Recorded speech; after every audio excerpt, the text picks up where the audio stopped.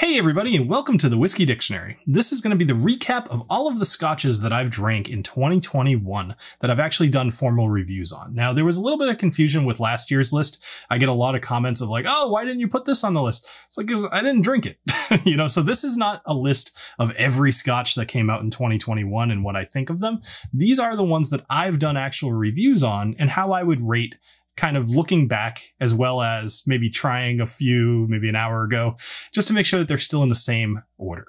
So let's start at the bottom of the list because there's 11 of these to get through and I want to make sure I get through them all. First, Jura 10. This is my least favorite scotch of this year. And that's not terrible to think about, but what Jura is, in my mind, is underproofed. They have an okay taste. It's not really my thing, but I think it's okay. But where they suffer is at the 40% that they bottle at. And if they were to bottle this at 43, even better yet, 46, I think that they would have a much better product, at least in my opinion. I probably will buy like maybe one more Jura to give them one more try, but knowing that this is what people seem to think Jura is, I'm not crazy about it. So, oh well. Next up. This one was a disappointment, but only because I know Kilchoman is good.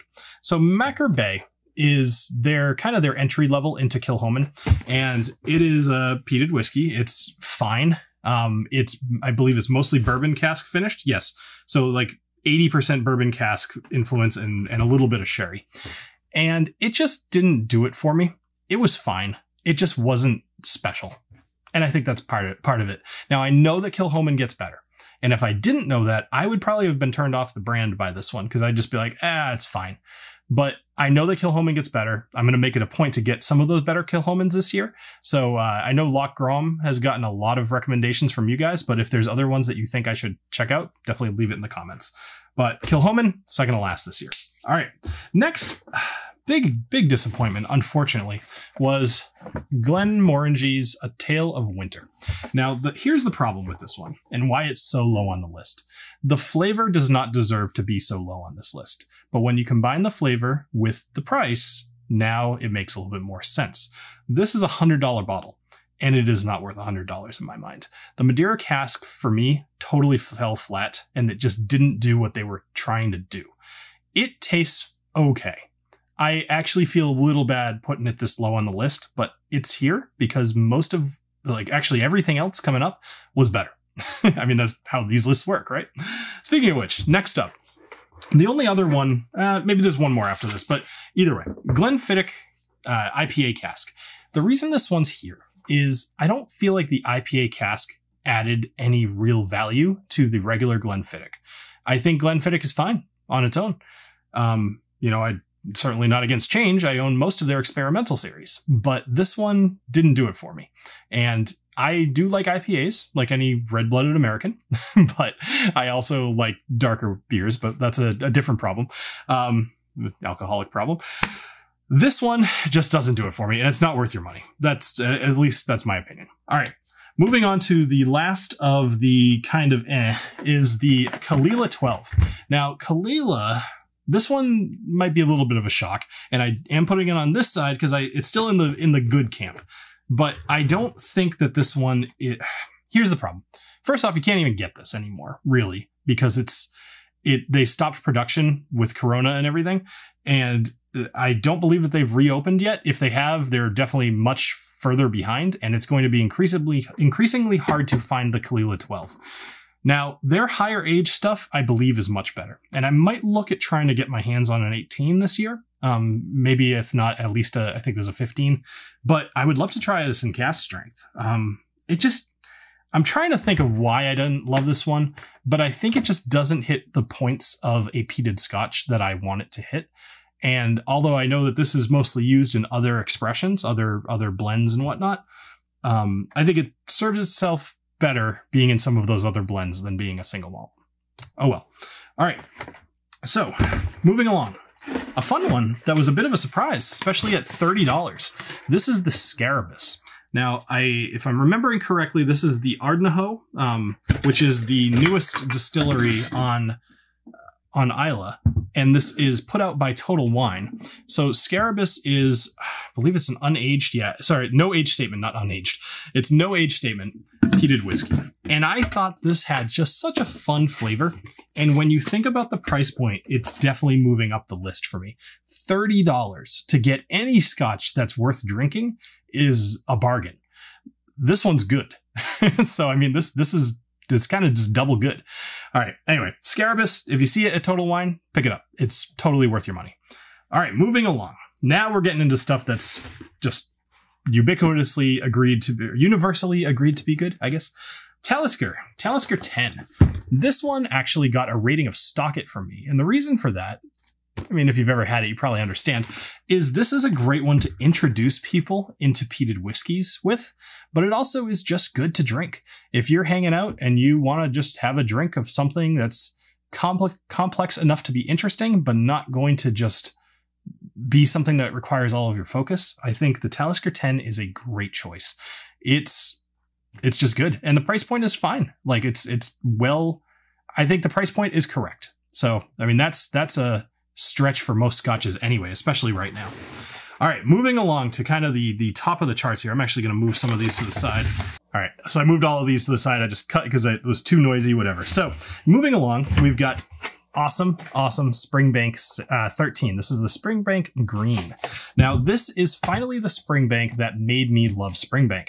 And I know that people who love Springbank. People who really love Springbank really love Springbank.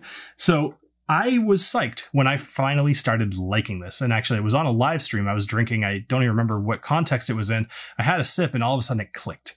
And I just really was like, finally. And it's funny. I have like kind of like a past with this particular bottle. This was sitting on the shelf at my local liquor store for a while.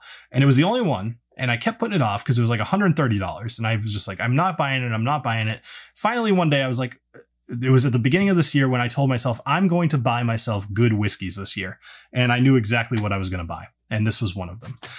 So I went and got this. I tried it on a first taste and I was so sad because it wasn't better than the Springbank 10. I just didn't love it. And I was so disappointed. And then as I drank it over time, I started to really appreciate it. And it was on a live stream and I drank it and I was just like, oh my gosh, this is amazing. I finally loved it. And I'm psyched. So this was a transitional whiskey for me. I'm looking forward to trying some of the higher aged Springbanks because I hear they're all amazing. And I actually really want to try the 12 cask strength as well. So Springbank, if you're listening, get in touch with me because I would love to try more of these. All right. Otherwise, I'll be buying them. So, all right. Moving along. Next, we've got the Lagavulin 11. So this is the Offerman edition finished in Guinness casks. So this is a fun one.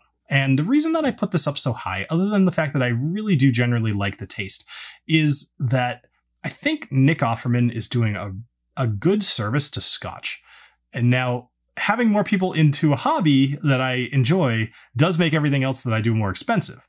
And that kind of stinks. But I do think that introducing more people to peated whiskeys, introducing more people to Scotch, and introducing more people to Lagavulin, of all of them, is all a good thing. So I really like the fact that he is involved with this company because it's given more popularity to it than it would have otherwise gotten.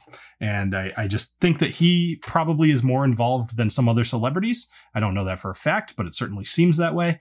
And I just think it's better for it. All right.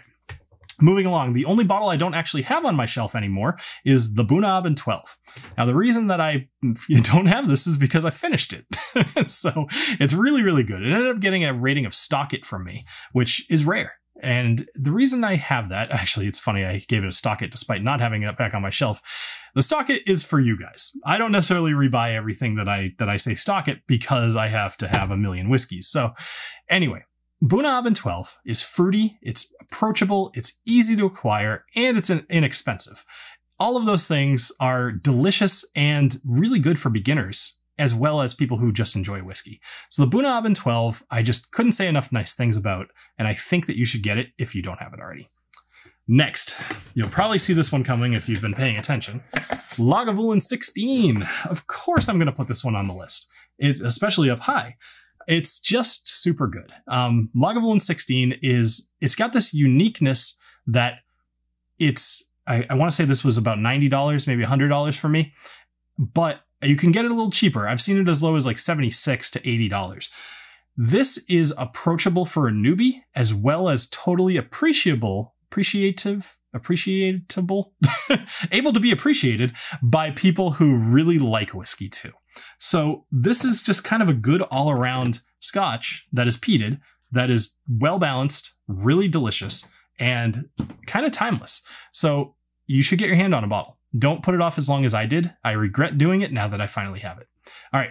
Lastly, my favorite bottle this year of Scotch that I had this year and did a formal review of is, oddly enough, the very first whiskey that I did this year. And that is the Port Charlotte 10. This was one of the first that I bought when I made a commitment to myself to buy better whiskeys this year. And this was, like I said, the first one. So when I had this, I already kind of knew I liked it because I had tried it before, but I didn't know quite how much I was going to like it. I have shared this with so many people at this point. I don't know how much is left in here. Judging by the heft, it feels like maybe about a third left, and that's sad because I know it's not going to last. This won't be on my shelf for super longer. It's just so good. Like, even just smiling thinking about it, it's just a really good whiskey. If you've never had Port Charlotte anything, like, this is worth it. But every other expression that they do too is really good. They just do such an amazing job at Bunnahabhain. Everything else, sorry, I said Bunnahabhain. I meant to say Bruichladdich. Jeez, sorry, Bruichladdich. Everything that Bruichladdich does is fantastic, at least in my opinion. Their Octomore is great. Their Port Charlotte is great. Their the classic Lottie is great. Just, I don't know. I guess I'm a fanboy. Maybe I am, but in my mind, they've earned it, and I really enjoy their stuff. So which Scotch did it for you this year? Two questions, actually. Of the ones I've talked about, do you feel like I'm way off base on any of these? I mean, obviously it's my opinion, so I'm not off base, but compared to what you think, what do you think? Also, what was your favorite Scotch of the year? Now, join me again tomorrow as I go over kind of the last little bits of whiskeys that I've had this year. I had actually quite a few world whiskeys this year, and I'm going to be going over them real quick and just do kind of a shorter video for tomorrow. And I think it'll be fun and interesting and some whiskeys that you don't normally hear about. All right. Thank you very much for joining me, and have a great rest of your day. Cheers.